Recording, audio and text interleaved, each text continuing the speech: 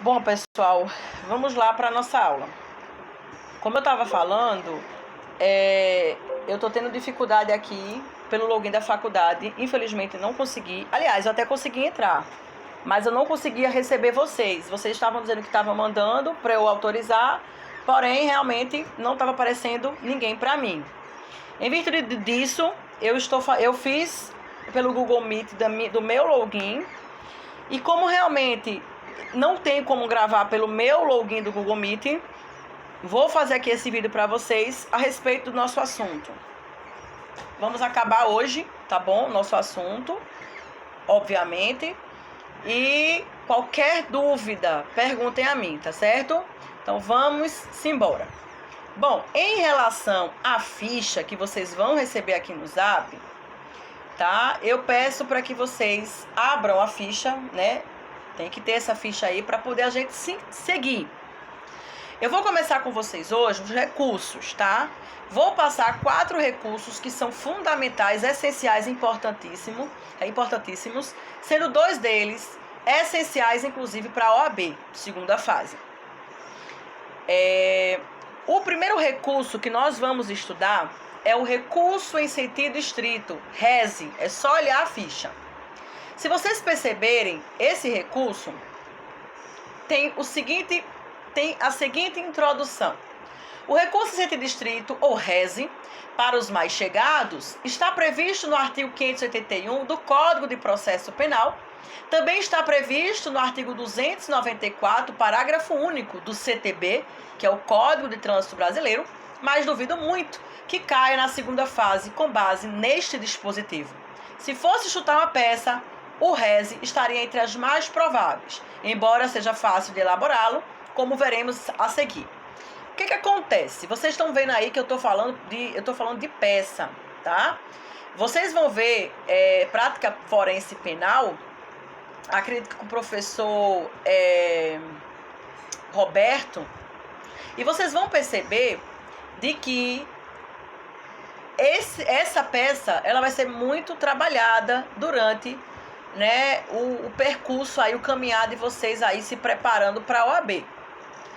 Inclusive, esse recurso em sentido estrito, o famoso RESE, caiu agora, domingo passado. A última prova da OAB, domingo passado, foi justamente o RESE, tá bom? Então percebam como ele é extremamente importante e necessário que vocês tomem conhecimento. Vamos para o recurso. Percebam que ele está previsto no artigo 581 do CPP. Em relação ao código, aos crimes que estão previstos no CTB, aí, com toda certeza, nós aplicaríamos o artigo 294, parágrafo único, que realmente, para fins de OAB, é muito difícil acontecer. Mas é importante que vocês tomem conhecimento. Fundamentação. Como já comentei, o RESE está previsto no artigo 581 do CPP. Contudo, fique atento. Sempre que quiser recorrer contra a decisão do juízo de execução penal, interponha agravo em execução. Digo isso porque no rol do artigo do 581 há uma série de incisos que faz referência a decisões de execução penal. Por exemplo, o inciso 17, que trata da unificação de penas, a competência é do juiz da VEP, que é VEP, Vara de Execução Penal. Portanto, não é necessário memorizar quais incisos continuam em vigor. Basta ter em mente que, se a decisão a ser atacada foi proferida em fase de execução, a peça correta é o agravo e não o RESE. Algo bem legal. A estrutura do RESE é idêntica à do agravo. A única diferença é a fundamentação. Portanto, ao treinar RESE, você estará ao mesmo tempo treinando o agravo. Como não amar a área criminal? O que vocês devem ter em mente é o seguinte, minha gente. Quando vocês estão estudando o RESE, tá ok? Preste atenção. Quando vocês estão estudando o RESE, vocês vão aprender a fazer a peça. Deixa eu só voltar aqui para o vídeo. Ok. Vocês estão estudando a peça também naturalmente. O que eu quero que vocês botem na cabeça de vocês é que no artigo 581 do CPP, lá tem um rol, vários incisos. Quando você olha para o Código de Processo Penal, está todos lá. Porém, alguns foi revogado tacitamente, ou seja, não foi de forma expressa, mas tacitamente foram revogados. Então, por exemplo, esse inciso 17, que fala sobre unificação da pena, vamos imaginar que eu faço uma petição requerendo a unificação da pena. O juiz nega.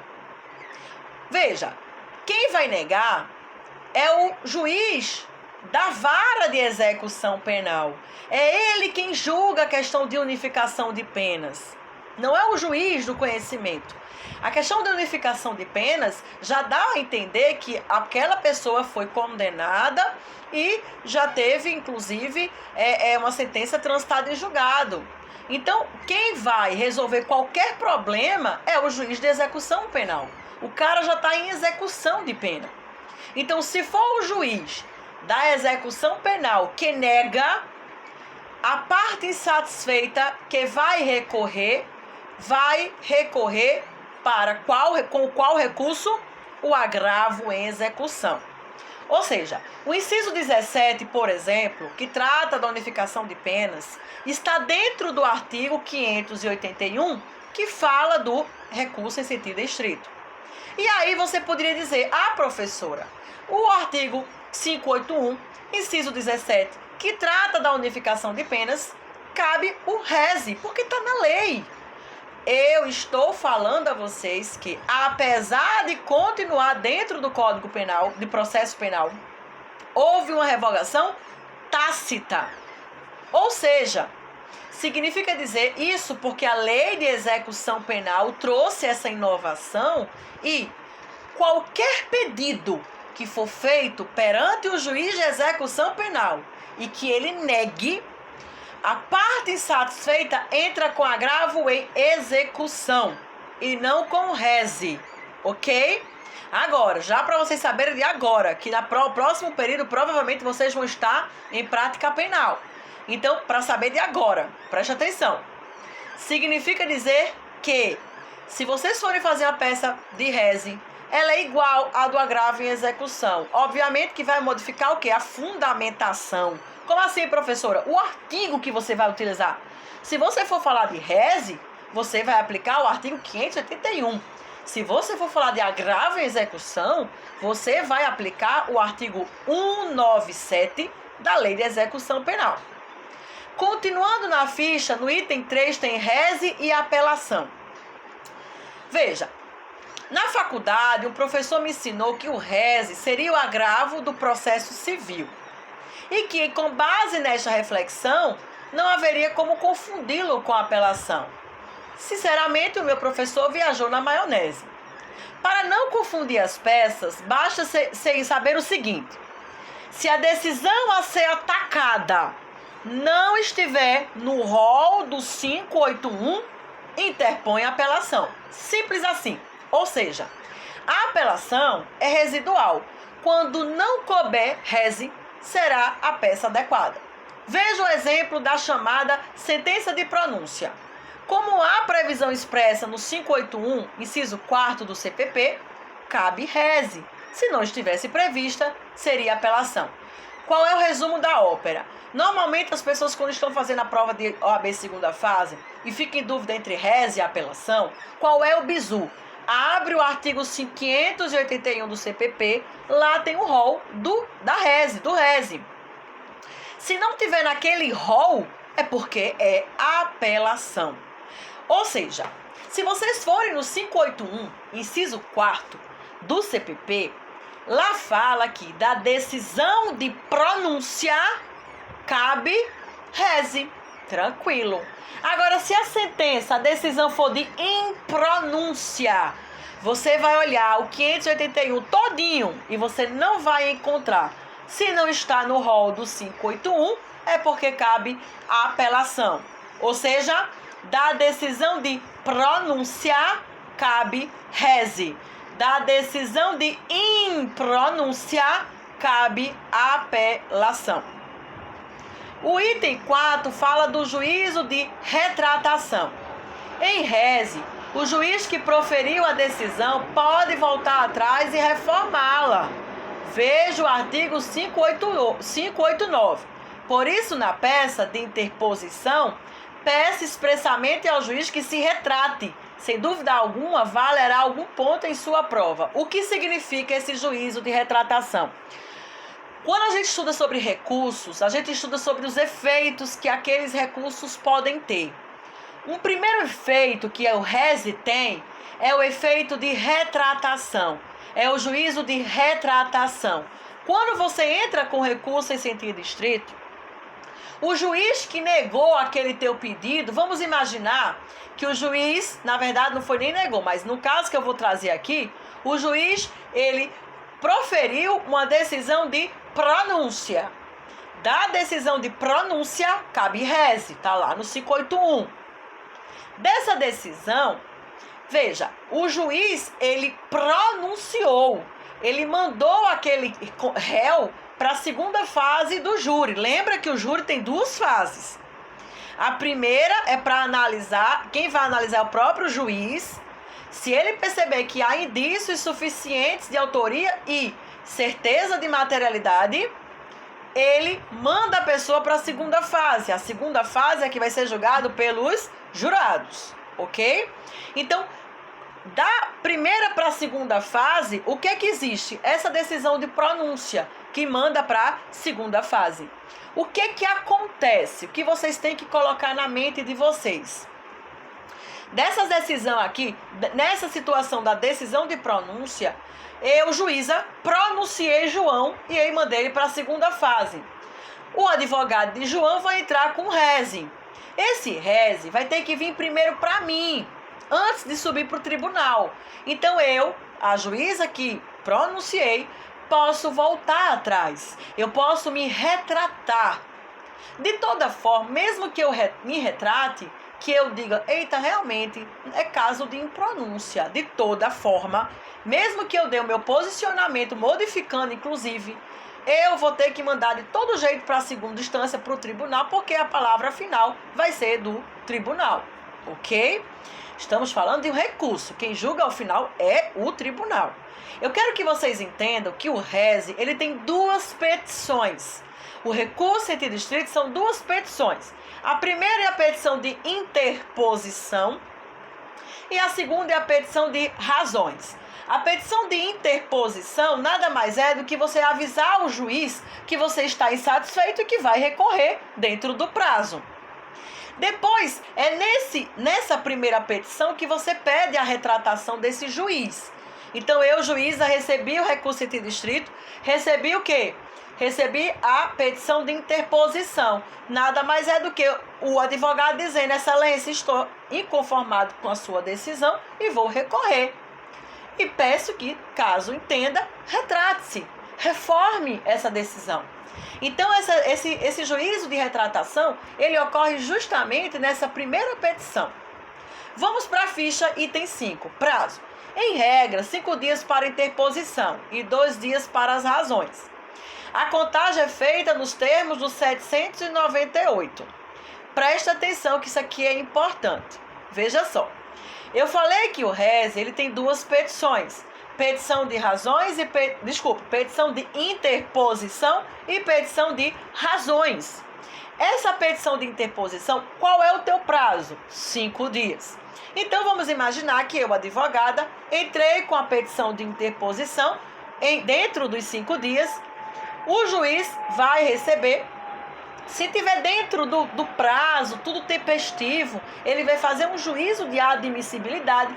Se tiver tudo ok, ele vai me intimar e vai dizer, advogada, pode agora apresentar em 2 dias as razões para modificar o argumento para que possa modificar aquela decisão anterior. Então, são 5 dias para a petição de interposição e 2 dias para a petição de razão. Professora, posso somar 7 mais 2, 7 mais 2, 6, 7? Não. São 7 dias para interposição. Depois de um tempo você vai ser advogado, você vai ser intimado. E aí depois da tua intimação começa 2 dias para tu apresentar razões. Obviamente que dentro da prova da OAB você não vai precisar fazer uma petição de interposição e depois de não sei quantos dias volta para fazer razões. Obviamente que para fins de prova de OAB tu vai ter que fazer tudo no mesmo momento. Tu faz a petição de interposição e depois a petição de razões. Ok. Competência. A interposição deve ser endereçada ao juiz que proferiu a decisão e as razões ao tribunal. Preste atenção. Eu falei a vocês que o RESE ele tem 2 petições. Essa petição de interposição, que é apenas um aviso, olha, vou recorrer, quem vai ser direcionado essa petição é o juiz de primeira instância. Aquele, por exemplo, no caso que proferia a decisão de pronúncia. E aí a petição de razões vai ser endereçada para o tribunal. 7. Tese. O legal do RESE é que a tese é a própria fundamentação da peça. Exemplo, no rito do júri, se o juiz pronunciou o seu cliente nos termos do artigo 413 do CPP, a peça cabível será o RESE, com base no 581, inciso 4. 581 é a nossa fundamentação legal. É só abrir o código e ver qual é o inciso que vai cair para a tua prova. Aqui, como foi uma decisão de pronúncia, é o inciso 4. A tese será a ausência dos requisitos do 413, ou seja, contra a decisão de pronúncia, você pedirá a impronúncia ou a absolvição sumária. Outro exemplo, no artigo 581, inciso 10, décimo, está previsto que cabe RESE da decisão que denega habeas corpus. Então, se eu entro com habeas corpus e o juiz denega, eu posso entrar com RESE. A sua tese nessa hipótese será que a concessão do habeas corpus em virtude da ilegalidade.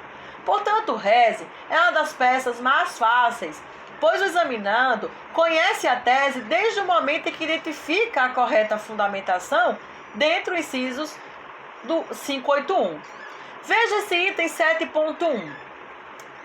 No artigo 581 diz: cabe o recurso em sentido estrito, inciso 1º, é isso aí que está no 7.1, que não receber a denúncia ou a queixa. Preste atenção. Se o juiz não recebe a denúncia ou a queixa, nesse caso, há a possibilidade de entrar com recurso em sentido estrito. Há 2 momentos, lendo agora, há 2 momentos distintos no processo penal. Há o oferecimento, quando o legitimado, o Ministério Público ou o querelante oferece a denúncia ou queixa. E o recebimento, que é quando o juiz recebe a petição oferecida. Da decisão que não recebe a inicial, cabe RESE. Veja, o Ministério Público oferece a denúncia. O juiz não recebe. Se ele não recebe, o Ministério Público vai ficar insatisfeito e vai recorrer. Qual é o recurso? RESE. Por quê? Porque está aí, no inciso 1º. 7.2, que é justamente o inciso 2º do 581, que concluir pela incompetência do juízo. Então, se o juiz se declara de ofício, por exemplo, ou ele foi provocado por alguma exceção de incompetência, o que é que acontece? Se ele se declara de ofício, tá? O juiz entende que não é homicídio. Olha aqui o exemplo aí dentro do 7.2. O juiz entende que não é homicídio, mas lesão corporal, e remete o processo ao juiz da vara criminal comum. Cabe RESE contra esta decisão. Então, se eu sou juíza do tribunal do júri, eu observei que aquilo não foi um homicídio, mas uma lesão corporal seguida de morte. Lesão corporal seguida de morte não é crime contra a vida. Então, não pode ser julgado no júri. Eu, juíza, percebi pelos autos, pelas provas, que não foi um homicídio, mas uma lesão corporal seguida de morte. Como eu não posso julgar, porque eu sou incompetente, como juíza do tribunal do júri, eu tenho que remeter para o juiz da vara criminal comum. Quando eu mando para a vara criminal comum, eu estou me declarando incompetente para dar continuidade àquele processo. Diante disso, cabe recurso em sentido estrito contra essa decisão. No 7.3 fala que da decisão que julgar procedente as exceções, salvo a de suspeição. As exceções estão no artigo 95 do Código de Processo Penal e devem ser opostas no momento da resposta à acusação. Veja, a resposta, vamos imaginar que recebi uma denúncia hoje, dia 9/12. Eu fui intimada, eu fui cientificada, eu tomei ciência. Vai abrir prazo para oferecer a resposta à acusação.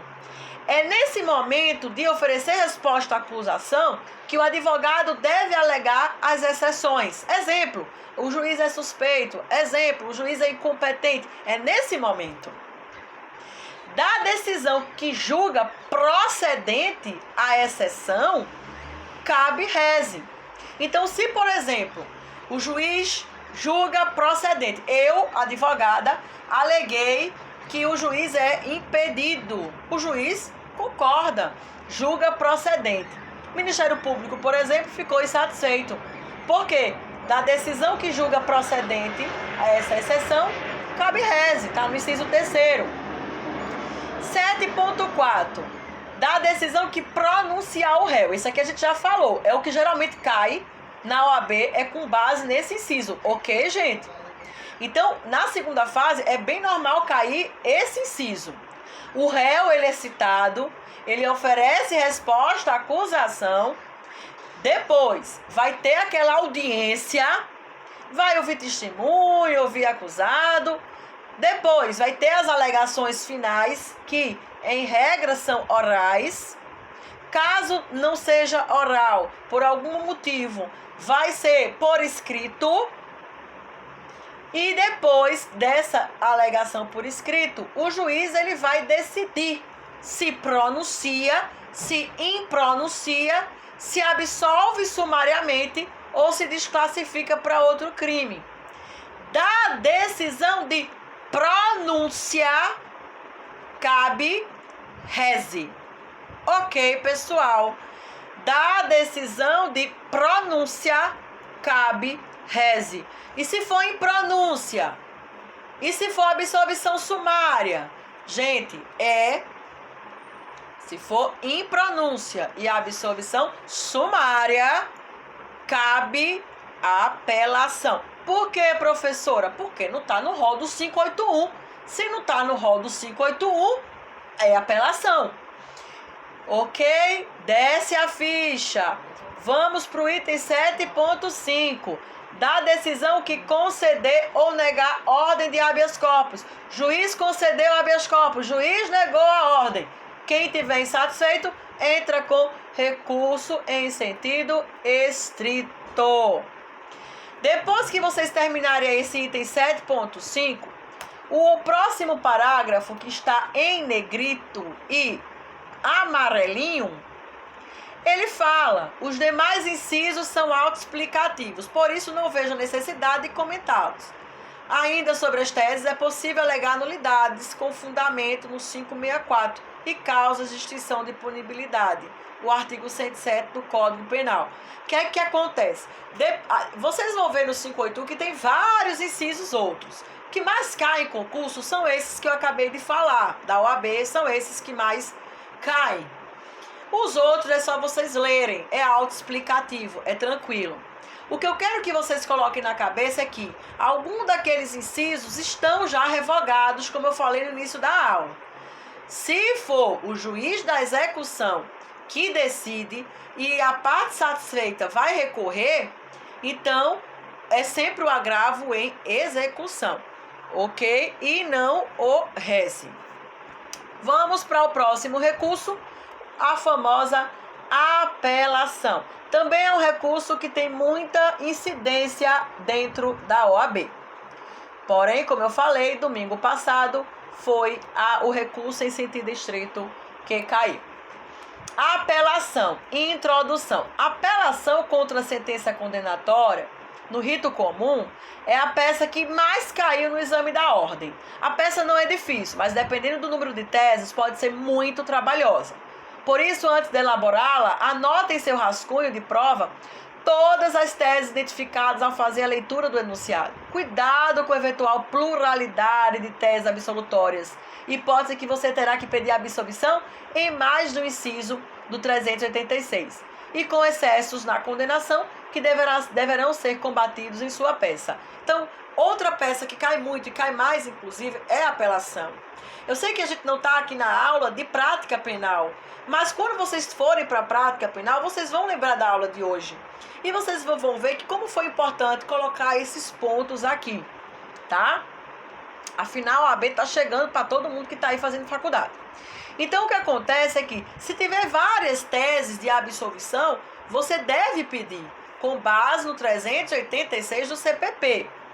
Como é que você identifica? O problema dirá que houve uma sentença condenatória ou absolutória desfavorável ao seu cliente. Como assim, professora? O réu foi absolvido e é desfavorável? Como assim? Gente, pode acontecer de ter uma absolvição imprópria. O que é absolvição imprópria? É quando o juiz não dá, ele não aplica uma pena, mas aplica uma medida de segurança. Exemplo, internado em hospital psiquiátrico. E aí você pode apelar. Então, a sentença condenatória, ou, em alguns casos, que sejam que absolve, mas que traz algum prejuízo para o teu cliente, tu entra com apelação. No item 3 tem apelação versus recurso em distrito. Para não confundir as duas peças, não tem segredo. Veja se a decisão a ser atacada está no rol do 581. Se não tiver, não cabe recurso em distrito. Já foi falado. Poxa, estou em dúvida se eu entro com apelação ou reze. Isso pode acontecer na nossa prática penal. Eu, como advogada, posso ter dúvida. Eita, e agora? É apelação ou reze? Como é que eu faço para resolver? Abro o CPP, pego o 581. Se tiver dentro do 581, é reze. Se não tiver, apelação. Item 4. Apelação pelo querelante. Quem é o querelante? É a vítima. Até hoje nunca caiu. Caso caia, não tem segredo. Busque o que for prejudicial ao réu. A fundamentação legal é a mesma da apelação interposta pelo réu, 593. A estrutura também é a mesma. Como assim, professora? Vamos lá. A gente está falando de um crime de ação privada. Se a gente está falando de querelante, é ação privada. Lembra disso. Isso vocês viram em processo penal 1. Querelante e querelado são as partes dentro de um processo que é de ação penal privada. O querelante aqui é a vítima. A vítima pode entrar com apelação? Pode, tá? Ele pode, ele vai buscar algo que prejudique. Poxa, professora, como é que eu, como advogada, vou prejudicar o réu? Se advogada de defesa, calma, você pode, como advogada, ser contratado pela família, por exemplo, do réu, ou enfim, o próprio réu pode te contratar para que você seja assistente da acusação. Ou seja, você vai dar apoio ao Ministério Público. Você vai ser assistente da acusação. Então, pode acontecer de uma prova da OAB dizer que você é assistente da acusação e que faça a peça cabível no sentido de prejudicar o réu. Então, você vai, como advogado, ser assistente da acusação e faz a apelação. Mesma estrutura, mesmo tipo, fundamentação legal, 593. Enquanto o reze é o 581, a apelação é o 593. Vamos para o item 5. A apelação pelo assistente da acusação. Já foi falado, já caiu inclusive concurso, tá bom? É a mesma espécie, mesmo raciocínio que eu falei em relação ao querelante, tá? Item 6, fundamentação legal. Já falei que está no 593. Contra a sentença absolutória ou condenatória, tu vai fundamentar no inciso 1º. Para as demais decisões, de forma residual, fundamento no inciso 2º. Gente, como assim? Pode ser também que o juiz absolva o teu cliente. O Ministério Público vai ficar insatisfeito, por exemplo, e pode entrar com apelação tranquilamente, ok? Item 7, prazo. O prazo são de 5 dias. Presta atenção. O prazo são de 5 dias para tu oferecer a petição de interposição. Pera aí, professor, explica essa história. Gente, é o seguinte. Mesmo raciocínio que a gente viu na petição no reze. A apelação é exatamente igual. Tanto reze quanto apelação são duas petições, ok? Em ambas as situações, você vai fazer petição de interposição e depois petição de razões. Aqui, na apelação, são 5 dias para tu entrar com a petição de interposição. E depois que você for intimado de que pode continuar com esse recurso, é que você tem 8 dias para oferecer as razões. Obviamente, dentro da prova da OAB, tu vai fazer as duas peças ao mesmo tempo. Obviamente, é claro, é lógico. Letra A. O prazo é processual. Gente, se o prazo é processual, tu exclui o primeiro dia e inclui o último. Como assim? Olha o exemplo. O réu é intimado no dia 10 de agosto. O prazo final para interposição é 15. Então, se eu fui intimada hoje, dia 10, eu não conto hoje, não. Eu conto a partir do dia 11. 11, 12, 13, 14, 15. Quinto dia. Então, caso a FGV diga o dia da semana que ocorreu a ciência da sentença, vamos imaginar que a ciência da sentença foi numa segunda-feira. E aí eu tomei ciência segunda. Aí eu conto terça, quarta, quinta, sexta, sábado. Acabou no sábado. E aí eu vou ter que recorrer no sábado? Não. Eu vou esperar para o próximo dia útil. Quando é? Segunda-feira. Na segunda-feira eu interponho a petição de interposição. Lembra, são 5 dias para a petição de interposição e 8 dias para a petição de razões. Professora, posso somar 5 mais 8 ser 13? Não. 5 dias para a petição de interposição, tu interpõe a petição, tu vai ser intimado, o juiz vai ver se foi admissível tua petição, se tu entrou dentro do prazo, está tudo correto. Se tiver, ele diz, olha, ok, você está sendo intimado, pode oferecer agora a petição de razões. Qual é o teu prazo? 8 dias. Bom, tese de defesa. Você vai observar, gente, situações em que você vai buscar um erro de tipo, erro de proibição, que a pessoa praticou aquilo, mas que aquilo ali não é crime porque o fato é atípico, porque ele furtou a galinha para comer. E isso traz a ideia do princípio da insignificância. Princípio da insignificância traz que o fato é atípico. Ou você nessa petição vai alegar estado de necessidade, legítima defesa, uma coação moral irresistível, certo, gente? Então, percebam que é nesse momento que você vai alegar teses que trazem a absolvição do teu cliente. Professora, será que na apelação eu posso falar também de nulidade? Veja que aqui é o segundo passo. No segundo passo, você pode falar das nulidades processuais. Vamos imaginar que não houve citação, houve um vício na citação, ou não houve a intimação correta. Você, nesse momento na apelação, que você vai alegar esse vício e vai pedir a nulidade daquele processo. Terceiro passo, na tua apelação, tu vai verificar se aquele caso concreto traz alguma causa de extinção de punibilidade. Professor, eu não lembro quais são as causas que extinguem a punibilidade. Está lá no 107 do Código Penal. Houve prescrição. Se tu plotou, verificou que aquele caso concreto, o crime prescreveu, é na apelação que tu vai rebater, utilizando o artigo 107 do Código Penal. O quarto passo é que você vai analisar a pena que o juiz aplicou. Será que ele aplicou corretamente? Lembra que a aplicação da pena tem que seguir a dosimetria.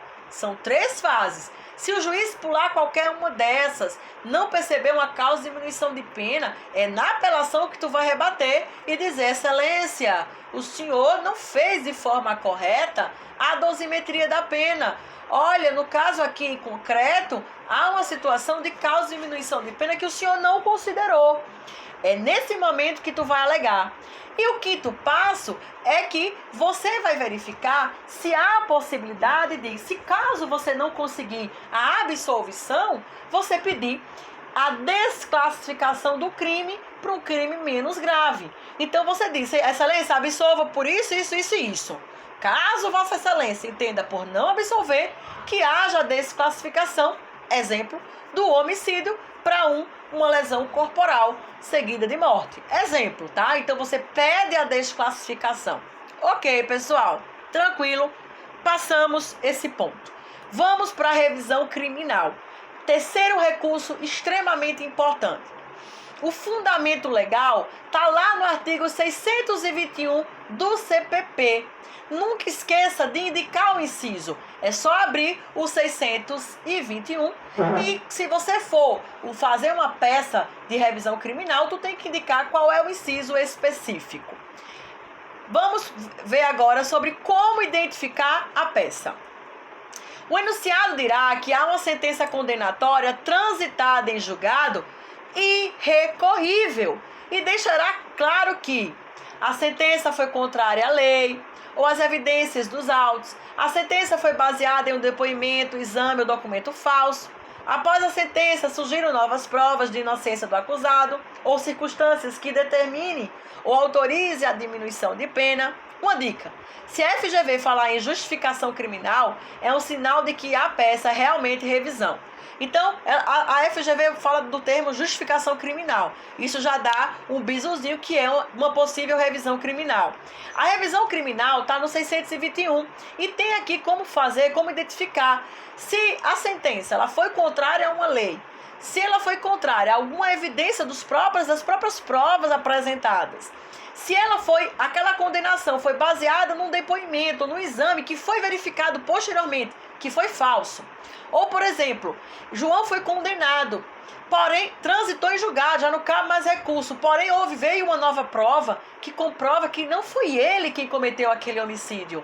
Gente, nessas situações que há uma prova nova ou que foi verificado de que aquela decisão foi contrária à lei ou à evidência dos autos, tá bom? Nesse caso, se a decisão já transitou em julgado, ou seja, não cabe mais recurso nenhum, a regra é que não cabe recurso nenhum, só tem uma única possibilidade para salvar o caba, é justamente a revisão criminal.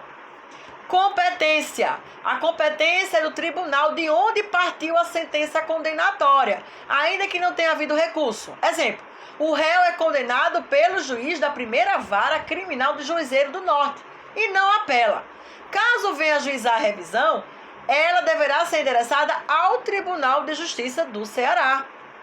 O mesmo acontece na Justiça Federal. Se o réu é condenado na primeira vara federal de Laguna, a revisão deve ser ajuizada no TRF.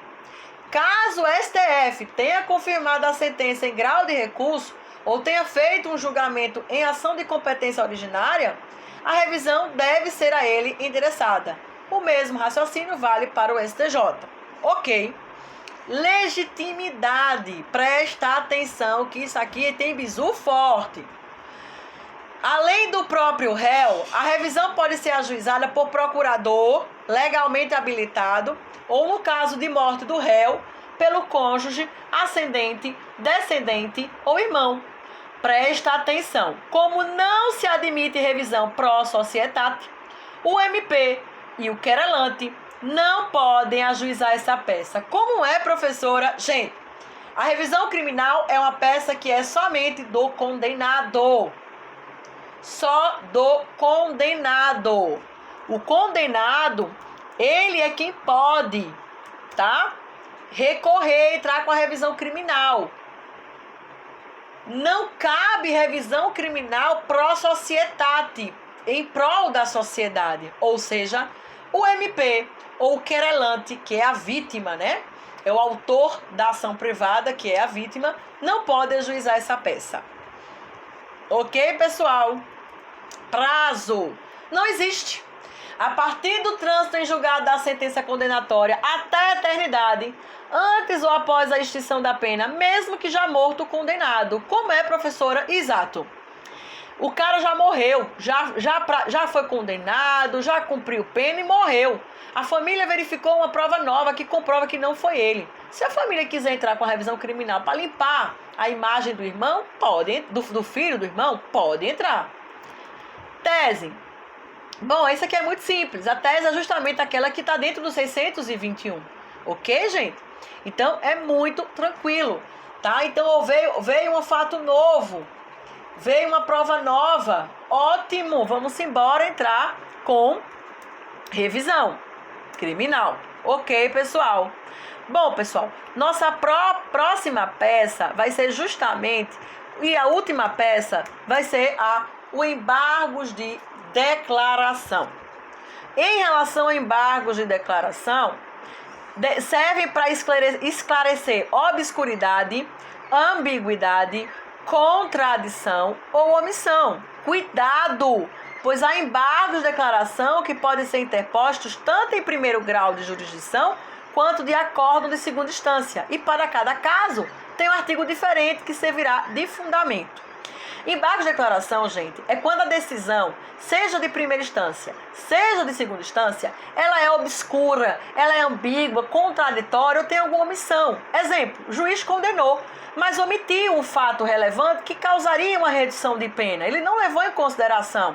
Entra com embargo de declaração. Exemplo, outro, juiz foi contraditório. Durante todo o relatório da decisão, ele leva a crer que vai absolver. Quando chega no final, condena. Contraditório. Nessa situação, você entra com embargos de declaração. Ponto importante. Se for uma decisão de primeira instância, o artigo que você vai fundamentar a tua peça é o 382. Vamos ler? Está aqui na ficha. Qualquer das partes poderá, no prazo de 2 dias, pedir ao juiz que declare a sentença, sempre que nela houver obscuridade, ambiguidade, contradição e omissão. Se for uma decisão em relação de segunda instância, que a gente chama de acórdão, aos acordos proferidos pelos tribunais de apelação, Câmara ou Turma, poderão ser interpostos embargos de declaração no prazo de 2 dias contado da publicação, quando houver na sentença ambiguidade, obscuridade, contradição ou omissão. Simples assim, gente. É a peça mais fácil que tem embargo de declaração. Se você for entrar com embargos em relação à decisão de primeira instância, tu vai usar o 382 do CPP. Mas se for se você for entrar com embargo de declaração perante um acórdão, ou seja, uma decisão de segunda instância, tu vai utilizar o artigo 619 do CPP. Tá? Esse recurso, gente, ele é muito tranquilo. Ele tem o objetivo de tentar trazer claridade à sentença. Explica, juiz, não entendi o que você quis fazer. Você veio durante toda a decisão, a sentença, trazer a ideia que é absolver. Quando chega no final, tu condena? Como assim, juiz? Explica, tá? Então é somente uma explicação. Agora, na última folha tem assim: nos termos do artigo 83, parágrafo 2º da Lei 9.099/95, lembra que essa lei é o GCRIM, tá? Juizado Especial Criminal. A interposição de embargos declaratório gera suspensão do prazo para outros recursos, sendo que se o juiz verificar serem meramente protelatórios, declarará tal situação a não recebê-los. Em relação à interposição desses embargos, se for na justiça comum, tudo normal, você entra com embargo de declaração, ele não suspende o prazo, tá? De outros recursos. Agora, em relação a se for o GCRIM, suspende. É isso que está falando aqui no último parágrafo. Então, pessoal, nós concluímos nossa aula. Dentro de minutos, vou enviar para vocês a nossa prova. Fiquem com Deus e qualquer coisa, contem comigo.